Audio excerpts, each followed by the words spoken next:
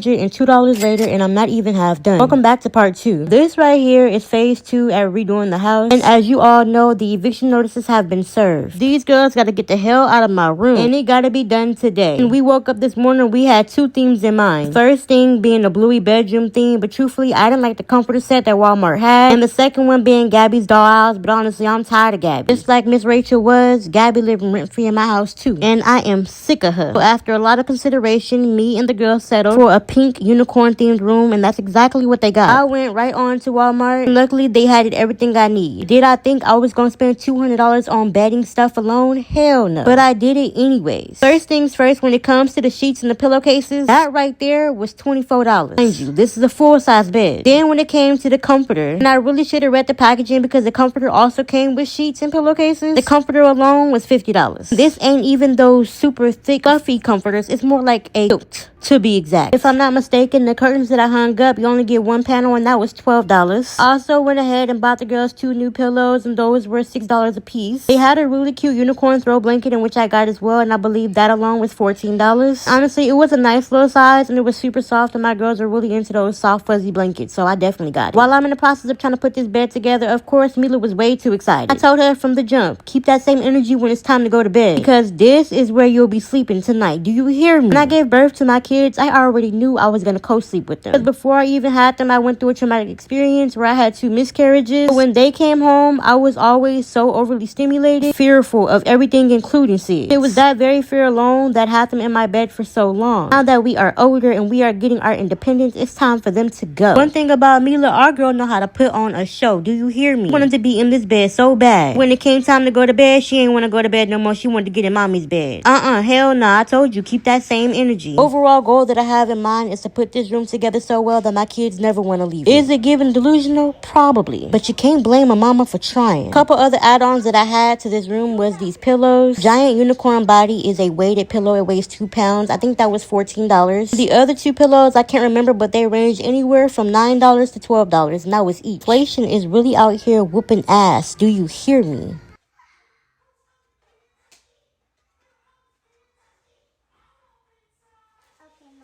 You like your bed? I'm glad that you like your bed. Mommy spent a lot of money. I know some of these things I probably could have got online from Temu, but one thing about me, I am not a patient person. I no longer have the patience to continue sleeping with my children. And yes, I'll be back for part 3.